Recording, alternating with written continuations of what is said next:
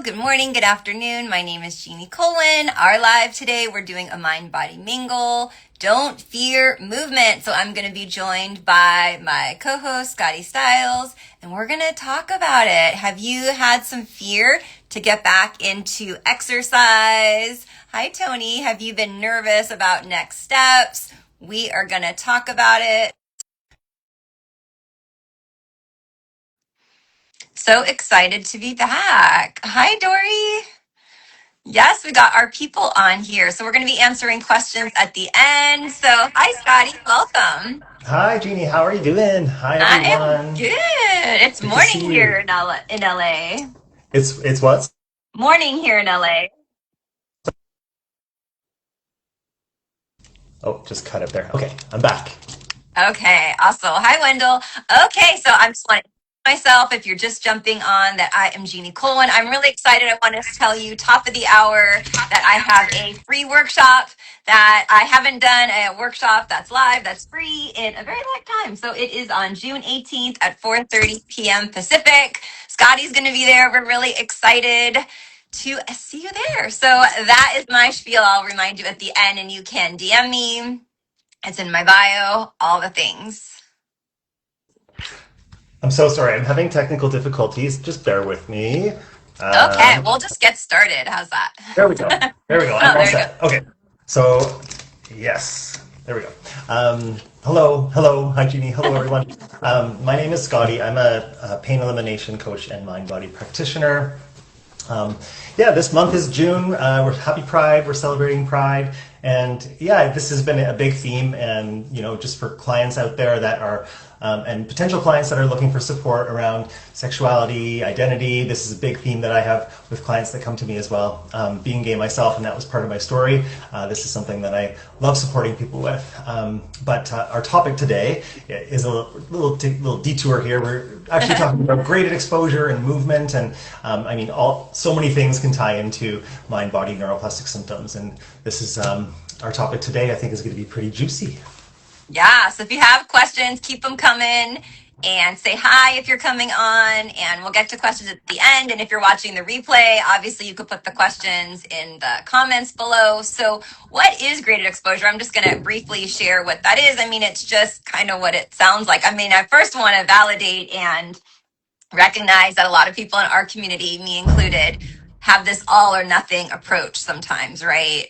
So doing things to the max and making sure everything's done every day or all the tasks. So this can be a little bit hard for sure, out of your comfort zone. So just want to validate that. But it's exactly like it sounds, right? Not going for a 20-minute walk if you haven't done any exercise. Maybe just starting with literally just putting on your shoes or just visualizing your yard or going for a little walk. I mean, I think the easiest one, do you want to just jump into like how you would approach like walking for graded exposure, Scotty? Yeah, I mean, the first thing that everybody needs to know is if you have an injury and you've been told not to walk on it, then like you broke your leg or something. Obviously, certain types of movement wouldn't be appropriate, but we help people with neuroplastic symptoms, or even maybe symptoms that are neuroplastic that have persisted after an injury is healed. So in theory, yes, you could have broken your leg, but if the pain is still lingering after like 3 to 6 months, it's a pretty good chance that you have something neuroplastic going on. But all this to say is that, walking can't possibly hurt you if your pain is neuroplastic, which is why we want graded exposure. Graded meaning gradual, incremental, bit by bit.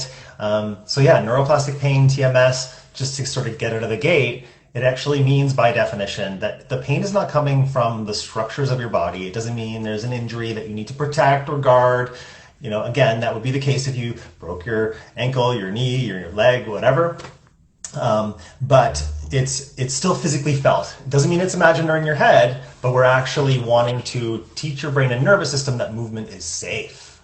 Yeah, that is the name of the game. And it is safe. And I just always assume that people that are watching us, Scotty, know that this is neuroplastic and TMS, right? Of course, if it's structural, right? If you have a tear, a fracture, a Mhm. break, of course. But yes, I'm just kind of jumping in. So we can use this for many things, right? We actually can do graded exposure.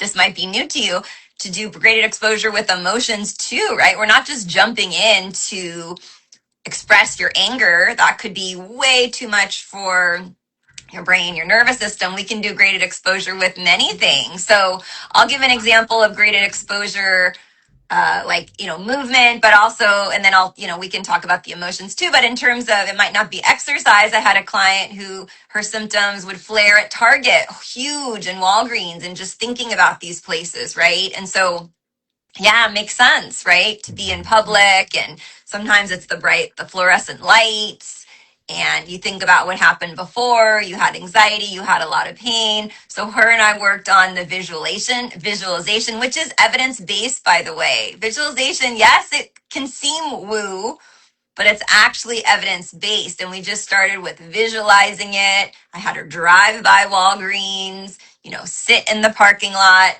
go in for half a moment, half a minute, and really flood ourselves with safety messages like during the day too. Like, what are your thoughts about Walgreens? If you're thinking all day it's dangerous, it's going to flare, you're like programming your subconscious, it's going to flare at Walgreens, it's going to flare at Walgreens.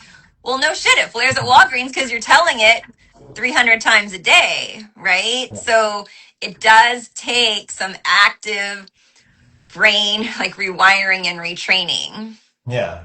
The neuroscience to back up exactly what you're saying is also where most people will start. So if you're thinking like, well, that sounds like woo woo, what my brain can like cause symptoms out of thin air. Well, yeah, the reason why we look at the pain neuroscience is to show that yes, this phenomenon, which seems like almost magic, is very true and it's true for everybody, every single human being. So even people that aren't in chronic pain, they still have the ability to learn and unlearn symptoms through their nervous system. So the nervous science, the neuroscience shows, the one classic case study, I think from the 90s, is when a construction worker stepped on a nail and he saw the nail go through the top of his boot and he had to be rushed to the hospital because he was in excruciating pain. And so the nurses and doctors had to cut off the boot to make sure they didn't impact the injury that he had endured. And then they realized that the nail had just gone through between his toes. So that is real physical pain in the absence of any tissue damage.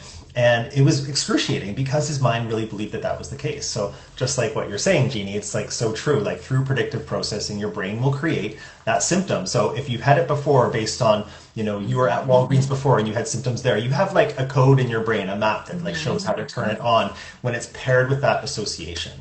And it is so smart. The brain is smarter than we are, our subconscious mind rules everything. We only have so much control over our prefrontal cortex in our brain. So, so the brain can really, if it can turn it on through sort of a perception of danger, perception of threat, like even like, oh no, I had pain at Walgreens, it can do it again. I've seen it in myself. I've seen it with many clients. Like it absolutely can happen, but that doesn't mean it's permanent. It's just a trigger, and triggers aren't permanent. So what's been learned can be unlearned. I mean, you learned it, in the first place, and it's innocuous. It's not like a disease or a pathology that's like Walgreens causes, cancer or something like that. It's impossible for it to be because other people go to Walgreens and this doesn't happen. So. Yeah, I think that's a good point to kind of lower the stakes, right? Not to shame yourself, right? That, oh my God, what's wrong with me at Walgreens, but just to kind of lower the stakes. And you could think about how many years, if that's your local pharmacy. I don't know. Do you have Walgreens in Canada, by the way? You don't know what that is, right? Or do you? We don't have that, but I've been to one. But okay. We have Shoppers Drug Mart in Canada. Okay, I was like, yeah, it's a pharmacy. So you could think about all the times that you went to the pharmacy and you didn't have symptoms, right? And it's a conditioned response. And like I said, I have clients that flood themselves with fear all day long about how dangerous, for this example, thinking about how dangerous Walgreens is all day and then expecting to go into Walgreens with no pain and no symptoms. If you teach your brain, the smart brain, like Scotty says, the subconscious, it's like, well, of course, then we shouldn't go there. And oh, you're here, I'm going to flood you with symptoms because you keep telling me it's dangerous, right? So mind and body are connected. We can't say this enough. And something too that I love the woo, I love the manifestation, and that's kind of more seen with quantum physics also. But we always talk about, and this is for manifestation and not for manifestation, the subconscious doesn't know the difference between real and imaginary. So if you can really imagine the Walgreens trip with lots of details and using all your five senses, so the bright lights and you hear some noise and maybe it smells a little like bleach or, like some cleaner things that doesn't smell like somewhere else, all the senses, it's really going to be helpful. Yeah. I Yeah. think, oh, sorry, go ahead. Yeah, the visualization, it's just, it's using your imagination, but your physiology is always responding to whatever you're thinking and believing. I mean, you go to see like a horror movie and you're believing the pictures that you're seeing on the Yeah. screen, and your heart rate is going up and you have adrenaline and cortisol. I mean, I had a panic attack once watching a movie at the beginning of my chronic pain journey, which it kind of makes sense, because the movie was absolutely terrifying. Um, but yeah, so this idea of visualization, in technical terms, in pain reprocessing therapy, we would call this graded exposure visualization, graded motor imagery visualization. So you can actually picture yourself moving, even though you're maybe struggling with pain. You don't actually have to do that movement right away in real life yet. You can visualize yourself doing it, perhaps even visualize doing it at a time when you did not have pain, because your brain has a memory for that. Your brain has a neural circuit to remember how to not do pain. And right now it's just used to doing pain because it's a neuroplastic loop. It's what your brain has learned. And that's just your physiology right now. But that can absolutely change. So we want to remind the mind that it's possible to not have pain too. So graded motor imagery visualization could look like, I'm going to Walgreens. I remember there was a time I was at Walgreens, like you said, you're picking up on Yeah. like the different senses. I've done this with myself for healing so many different musculoskeletal symptoms. The shoulder was like a really big one that I did. And I visualized myself swimming. But it was not just like, I'm picturing myself swimming and, oh no, it's going to hurt again. Because interestingly enough, when I did do that, I actually started to feel the sensation. Well, that just proves that that's neuroplastic. I Improvement. wasn't even Yeah. moving my arm and it increased. So what I had to do was I had to visualize myself with positive affect, with this knowledge of, I am safe to do this. This can't hurt me. It might hurt, this can't harm me. It might hurt, but it's not causing harm. And I'm visualizing myself enjoying it, enjoying how the water feels, knowing that I'll be okay. So it's like kind of doing two things at once. It's like allowing any sensations to come up that are there to be there, but also reacting to them with less fear, more safety, more neutrality. And then once you reach that step, you've already kind of programmed your brain a little bit to be able to move into that next step, which would be, not fearing movement in real life. And that's what the graded exposure is, when we're talking about like how much can you slowly sort of introduce a little more movement, right? Like how we said, Yeah. like 1 minute, 1 day, and so on. Yeah, and I think something kind of funny, just to again lower the stakes, if we're talking about Walgreens, right? Or we're like, I went to the beach and the sun flared me, right? People think it's the weather or it's Walgreens. Well, maybe you just had a huge fight with your partner, right? And you're pissed as hell. And then you go to the beach with them all day and you're stewing, okay? So maybe it's not obviously the Walgreens, but then the brain is like, oh, it was Walgreens. Well, it's because, or maybe you were stressed out for a week straight and haven't gotten your needs met, that kind of thing, right? So, I'd be curious to know if your yeah, client had, a lot of medical trauma. If you're going to Walgreens, quite typically you might have been going there to pick up a yeah, prescription or something when you were in chronic pain. And it's, your mind is more, again, your mind, subconscious brain is more intelligent than you're aware of. So it's picking up on so many different cues. If you've had pain in that physical building before, your brain remembers how to do that. I've had pain yeah. nerve circuits turn on just by driving down a highway, and it remembers exactly where I was when I had it a month ago, and it wasn't even on my conscious radar, and the pain just turned on because the subconscious mind picks up like, oh, you've had pain here before, let's do it again. But that doesn't mean Yeah. it's permanent. It's just like a learned Yeah. thing for now, and we can work Yeah. on your response to it is what's going to bring it down. Yeah. So let's talk about that. Someone asked about, Christina asked about responding. So that's what we wanted to talk about too, is really how you respond makes all the difference, because Scotty and I are not going to freak out if our client says, oh, symptoms went up, anxiety went up. We're like, oh, put that on your list. I mean, we don't want that to happen, obviously, but we're not surprised. It fits the pattern, right? And that's what we want you to do too, is just lower this. It's how you respond that really is everything. So my clients would, I'm sure like you make evidence lists also.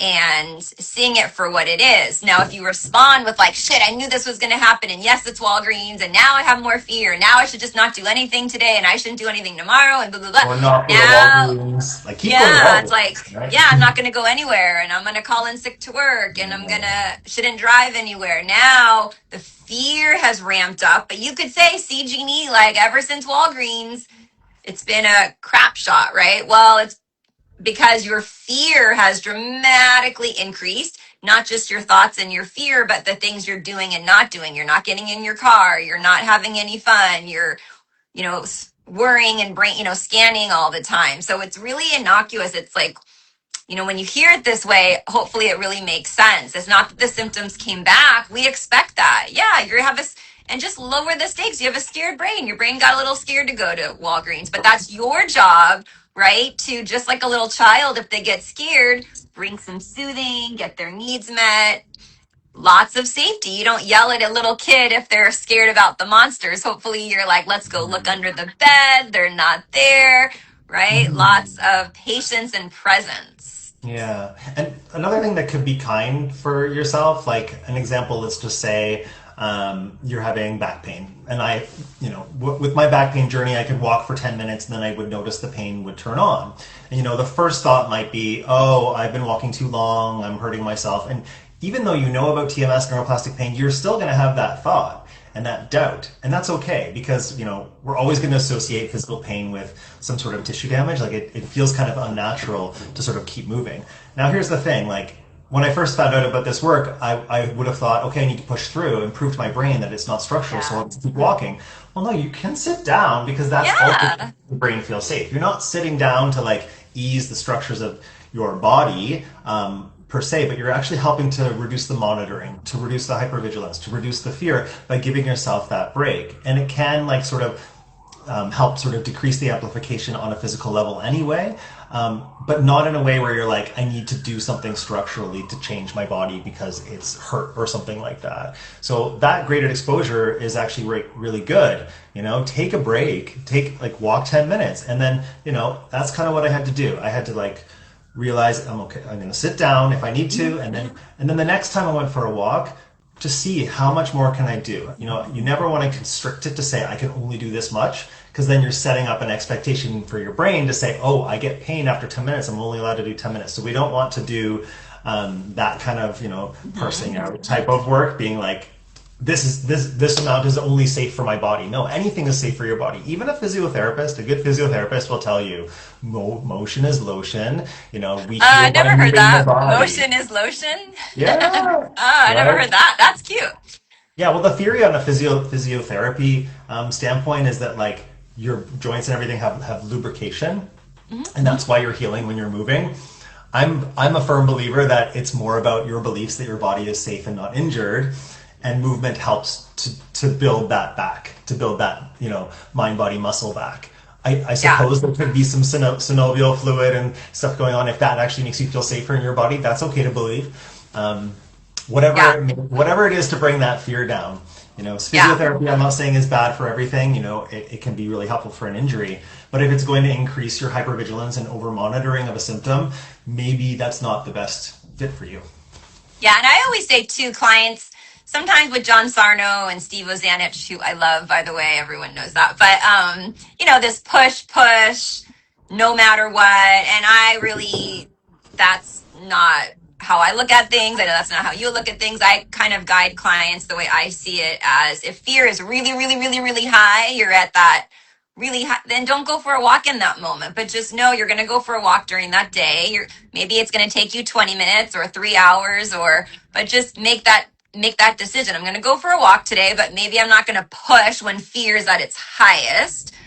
But if fear is really high, I want you to look at your thoughts. Like, what are you saying, right? And just knowing that, like, maybe you still have some fear, obviously, but you're not 10 out of 10 fear, right? So that's a good way, too, because fear kind of rolls around, right? You have highs and lows, and you can kind of know, but just lower the stakes. That's what we say. It's so hard. Like, who wants to go for a 2-minute walk? It's just so kind of mind numbing, right? It's just, putting my shoes on and turning off all the lights and just going for 2 minutes. Yeah, just put your shoes on and go get the mail, right? I mean, really. Yeah. if you're getting the mail with no problems, like I have to go a little bit outside, right? And that's not a problem, then kind of add on to it. So yeah, please. I don't think pushing, and even Steve Ozanich, I have so many clients who have talked to him that he says he kind of regrets that he put that in the book, that this like balls to the walls, no mercy kind of thing, that approach really probably when he probably wouldn't have kept that if he knew what he knows now, that kind of thing. That's what I heard. So I didn't talk to him, Yeah. but yeah. I think at the end of the day, the only thing that matters is what you're telling yourself while you're doing it and how effective, like how those messages are heard in your subconscious mind. So it really depends on the person. Like most of the time, yeah, a gentler approach to saying like you're going to be okay can really resonate with people. And you could be doing something vigorous and hard, and that's okay because that's still safe, as long as you're able to do that while you're telling yourself while you're doing it that it's safe to do and you're okay, and your nervous system, your subconscious mind is buying into that. The Yeah. reason why pushing through might be hard is because it's just such a leap, and you're naturally probably likely to be fearing something that you haven't done in a while, and so that's why graded exposure just makes a lot of sense. Yeah.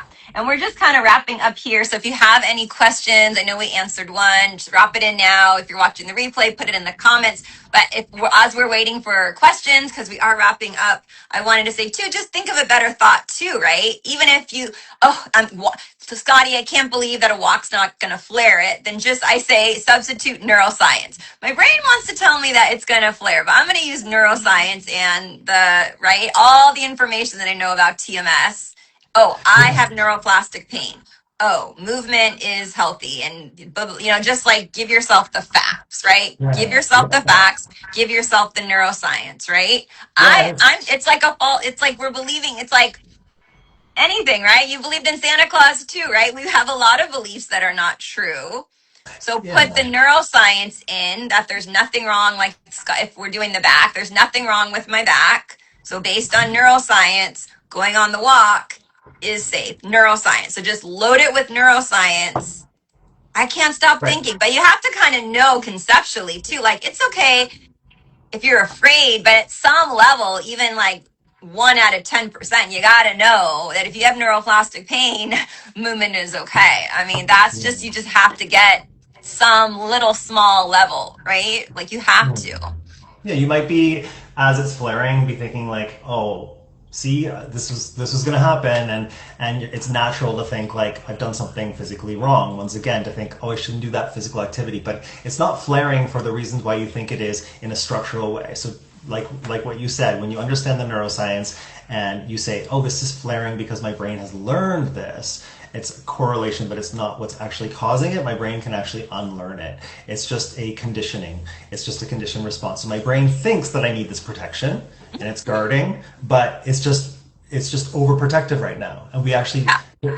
to heal that overprotective response, we have to decrease the fear. So you don't have to worry about you did too much movement at all, and you actually don't even have to worry about if the pain went up. You have to worry about your response to the pain when it Yeah. goes And that's a question. Do you want to read that out loud? I actually can't see the question. Oh, okay, I'll read it. She says, and I think it's Marianne. So she says, how do you get your system out of high activation if stuck after exposure therapy? So kind of what we were talking about, Marianne, right? It's like the fear of activation, right? So let's just go for a walk, you have back pain, it flares. That is right there. It's how you respond. It's how you respond to fear. It's how you respond to your symptoms, your emotions, right? So bringing safety. And if you can't say to yourself, like we don't want people saying, I'm safe, I'm safe. A lot of people don't feel safe.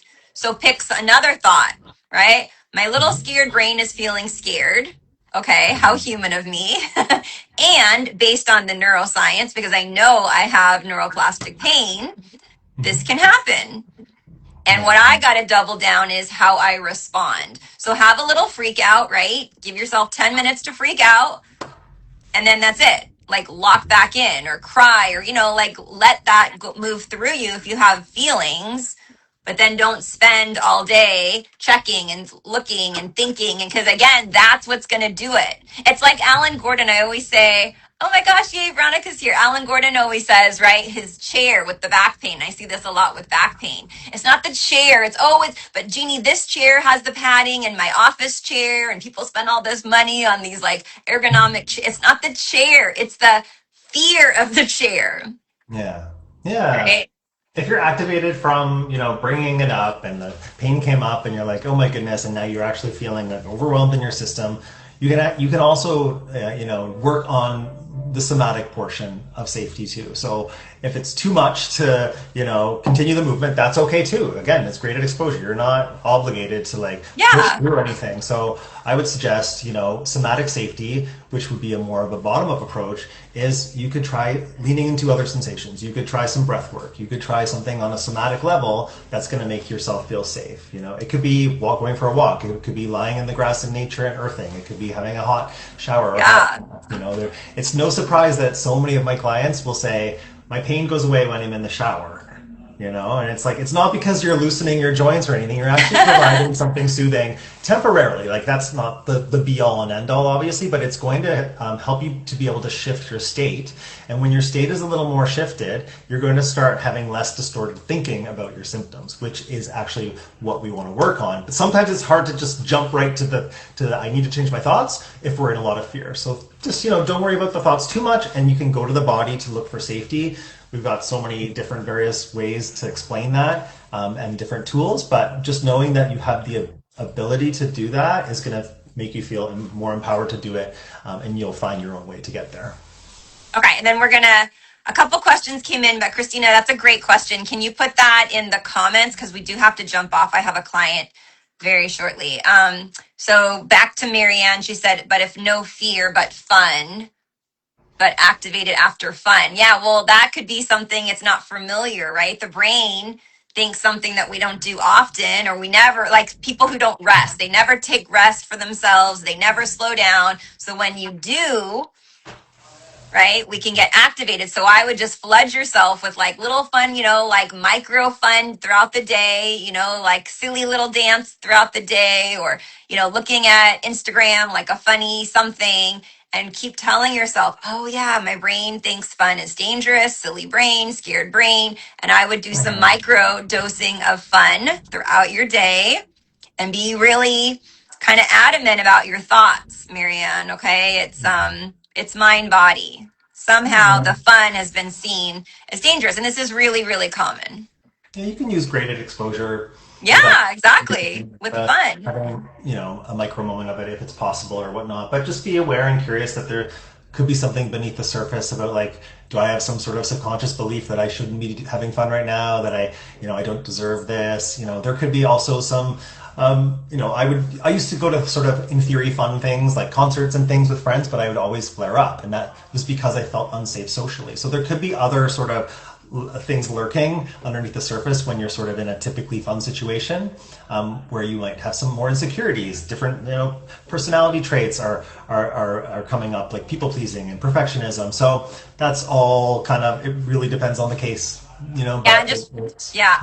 And then just really quick on that too. Oh shoot, I was just thinking about something. Yeah, like if we're in a chronic flight or fight, right? Because your whole childhood you're like bracing, right? Because there is real danger. If you're like in a war area, like somewhere where there's a lot of real danger, that makes sense. So just again, kindness. There could be some trauma to look at about how the body is just, yeah, it's not going to want to have fun. We don't want to have fun if there's real danger. I'm in California. If there's an earthquake, we're not having fun. So like that could be very protective if there's danger. So your brain needs to learn that day like today, there's no danger. Yeah, perfect. Well, if there are any questions, I can't see them. We'll get back to them in the comments. Yeah. Oh, Any no, it's fun okay, memories? Christina.